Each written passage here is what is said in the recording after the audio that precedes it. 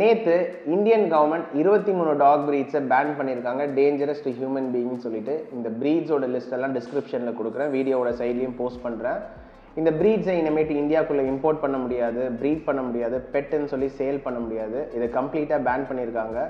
ஒரு சில bad accidents நடந்ததால் இந்த ப்ரீட்ஸை பேன் பண்ணதை ரீசனாக காட்டுறாங்க. ஆக்சுவலி பேட் டாக்ஸ் கிடையாது, பேட் ஓனர்ஸ் தான் இருக்காங்க. பிகாஸ் ப்ரீடை பற்றி தெரியாமல் நிறைய பேர் டாக்ஸ் வாங்கிடுறாங்க, அதுக்கப்புறம் வளர்க்க முடியாமல் தான் இந்த மாதிரியான பிரச்சனைகள் வருது.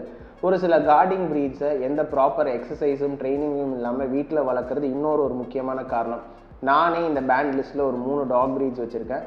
இது வரைக்கும் யாருக்கும் எந்த பிரச்சனையும் இல்லை. 9 வருஷத்துக்கு முன்னாடி எங்கள் வீட்டுக்கு ஒரு த்ரெட் இருந்துச்சு. எங்கள் டாக்ஸ் அன்றைக்கி எங்களோட இருந்ததால் மட்டும்தான் நாங்கள் இன்றைக்கி சேஃபாக இருக்கோம். இந்த பிரச்சனைலாம் முடிஞ்சு ரொம்ப நேரம் கழித்து தான் போலீஸே வந்தாங்க.